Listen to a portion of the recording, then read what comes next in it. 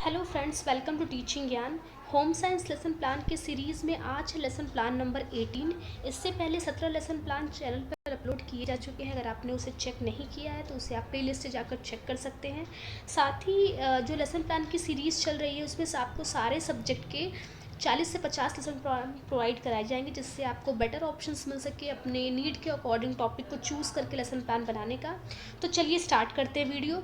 सबसे पहले आप पाठ योजना नंबरिंग करेंगे। आपका जो भी पाठ योजना संख्या है वो आप यहाँ लिखेंगे। फिर आएगा विद्यालय का नाम, यहाँ पर आप उस स्कूल का नाम लिखेंगे जो आपको पढ़ाने के लिए अलॉट किया गया है। फिर आएगा डेट का कॉलम, यहाँ पर आप वो डेट मेंशन करेंगे जिस दिन आप ये लेसन प्लान पढ़ाएंगे। विषय आपका गृह विज्ञान हो जाएगा। ये लेसन प्लान क्लास 7th में पढ़ाया गया है तो यहाँ पे कक्षा 7 लिखा हुआ है, लेकिन टॉपिक बहुत ही कॉमन है तो ज़रूरी नहीं कि यहाँ पे क्लास 7th लिखा है तो आप कक्षा 7 में ही सिर्फ इसे पढ़ाइए। फिर आपका अवधि में आपके उस स्कूल में एक जो घंटी की टाइमिंग वो जितने मिनट की है होगी वो आप यहाँ लिखेंगे। उस जिस क्लास में आप पढ़ा रहे हैं वहाँ पर होम साइंस का पीरियड किस नंबर पे आ रहा है, पहले, दूसरे, तीसरे, चौथे, पाँचवें, जो भी होगा वो आप यहाँ लिखेंगे। प्रकरण जो आज का है वो है मशीन, यानी मशीन टॉपिक पे लेसन प्लान बनाया गया है जो बहुत ही कॉमन है और आप इजीली किसी भी क्लास में इसको पढ़ा सकते हैं।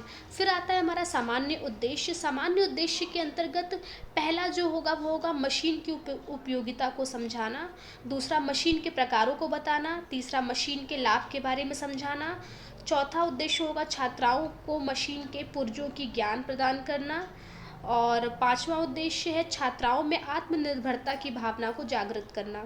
फिर आता है हमारा विशिष्ट उद्देश्य। विशिष्ट उद्देश्य को 3 पार्ट में डिवाइड किया गया है। पहला है ज्ञानात्मक उद्देश्य, इसमें है छात्राएं मशीन के बारे में जान सकेंगी, छात्राएं मशीन की उपयोगिता को समझ सकेंगी।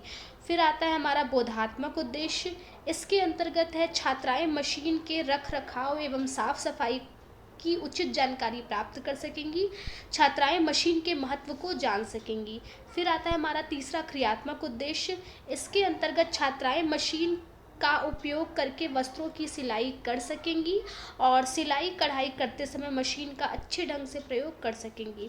फिर आता है हमारा नेक्स्ट हेडिंग जो है सहायक सामग्री का। आप कोई भी लेसन प्लान जब पढ़ाते हैं तो उसमें आप एक्स्ट्रा जो चीज़ें यूज़ करते हैं बच्चों को दिखाने के लिए या बच्चों को ईजिली समझाने के लिए, वही हमारी सहायक सामग्री होती है। तो यहाँ पर सिलाई मशीन व उसके विभिन्न पुर्जों को दर्शाता हुआ एक चार्ट पेपर आप बच्चों को दिखा सकते हैं। फिर हमारा आता है पूर्व ज्ञान, यहाँ पर हम लिखेंगे छात्राएं मशीन के बारे में सामान्य जानकारी रखती हैं। अब आता है हमारा प्रस्तावना का प्रश्न। जैसा कि मैं पहले भी बताया है कि आप जो भी लेसन प्लान पढ़ाने जाते हैं किसी क्लास में तो आप डायरेक्ट बच्चों को प्रकरण नहीं बताते हैं कि आज का प्रकरण मशीन है या आप मशीन पाठ के बारे में, आप मशीन टॉपिक के बारे में बताने वाले हैं, बल्कि कुछ क्वेश्चंस के माध्यम से घुमा फिरा के बच्चों को प्रकरण तक लाने का प्रयत्न किया जाता है। यही प्रश्न हमारे प्रस्तावना के प्रश्न कहलाते हैं। इसमें आप इस तरह से 3 कॉलम बनाएंगे और पहला प्रश्न करेंगे फटे हुए वस्त्रों की मरम्मत कैसे करते हैं, बच्चे आंसर करेंगे सिलाई से।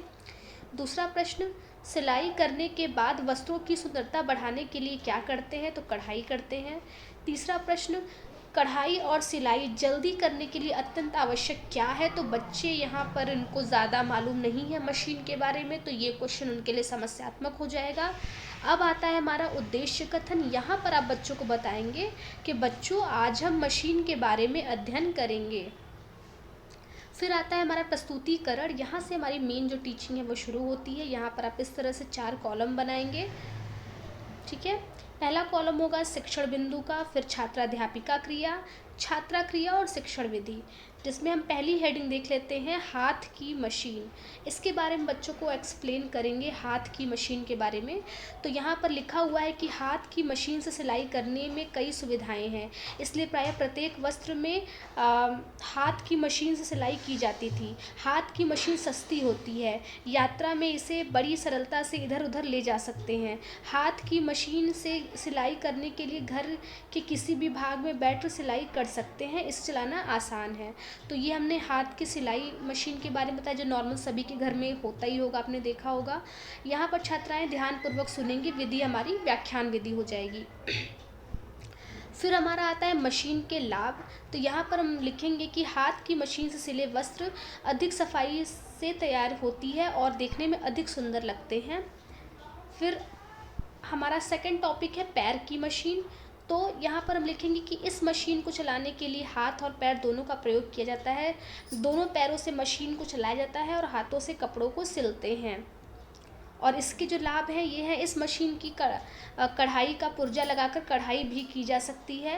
हाथ की मशीन की अपेक्षा इसमें वस्त्र कम समय में तैयार हो जाते हैं, अतः दर्जी इस मशीन का प्रयोग करते हैं। और आपने देखा ही होगा दर्जी लोग किस तरह से पैर से चला के हाथ वाली मशीन का प्रयोग करते हैं। फिर हमारा तीसरा जो मशीन है वो है बिजली की सिलाई मशीन। तो यह मशीन जैसा नाम से स्पष्ट है, बिजली द्वारा संचालित होता है। इस मशीन को चलाने के लिए एक मोटर लगी होती है। इसके लाभ हैं, इसमें कढ़ाई का पुर्जा लगाकर पीको किया जा सकता है। ठीक है, तो इस तरह से हमने 3 मशीनों के बारे में देखा, हाथ की मशीन, पैर की मशीन और बिजली की मशीन। अब हम इनसे रिलेटेड कुछ बोध के प्रश्न बच्चों से करेंगे, जिसमें पहला प्रश्न है यहाँ पर मैं यहाँ पे बताना चाहूँगी कि आप चाहे तो अलग अलग भी कुछ बोध के प्रश्न कर सकते हैं। जैसे पहले आपने हाथ की मशीन बताया, फिर उसके बाद आप यहाँ पर बोध के 2-3 प्रश्न कर लीजिए। फिर आपने पैर की मशीन के बारे में बताया बच्चों को, फिर इसी में से आप 2-3 क्वेश्चन बोध के प्रश्न से पैर की मशीन से कर लीजिए। और उसके बाद आपने बिजली की मशीन बताया, तो यहाँ से आप 2-3 क्वेश्चन बोध के प्रश्न का कर लीजिए। ये अलग अलग स्कूल में अलग अलग तरीके से बताते हैं, जैसे आपके कॉलेज में बताया गया हो वैसे करिए। और फिर यहाँ पर कंबाइंड बोध का प्रश्न किया गया है, तीनों ऊपर के टॉपिक को मिला के। तो यहाँ पर बोध के प्रश्न में लिखेंगे कि हाथ की मशीन कैसी होती है, बच्चे आंसर करेंगे सस्ती होती है। और यहाँ पर हमारा प्रश्नोत्तर विधि, यहाँ पर आप विधि लिखेंगे और विधि में ही हमारा प्रश्नोत्तर विधि हो जाएगा। दर्जी कौन सी मशीन का प्रयोग करते हैं, तो बच्चे आंसर करेंगी पैर वाली मशीन। तीसरा प्रश्न, कौन सी मशीन अधिक स्थान घेरती है, तो पैर वाली मशीन। अगला प्रश्न चौथा, कौन सी मशीन से पीको किया जाता है, तो बिजली की मशीन से सिलाई से पीको किया जाता है। ठीक है, तो यहाँ से हमारा जो है प्रस्तुतिकरण ख़त्म होता है। और अब हम करेंगे द्वितीय भाग में आएंगे।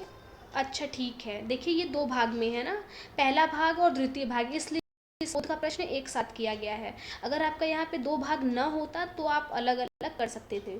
तो पहले भाग में वो जो 3 हेडिंग है वो पहले भाग का ही हिस्सा है, तो आप कुल मिला के तीनों को मिला के एक बोध का प्रश्न करेंगे। फिर आता है हमारा द्वितीय भाग।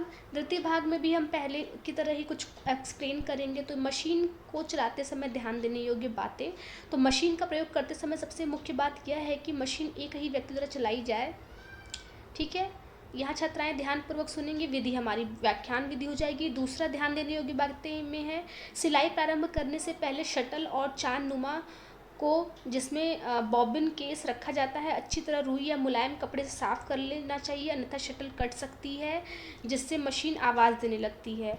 तीसरा हमारा ध्यान देने योग्य बात में है, मशीन को में अत्यधिक तेल न डालें, इसके भाग में केवल 2 या 3 बूंद ही तेल डालें।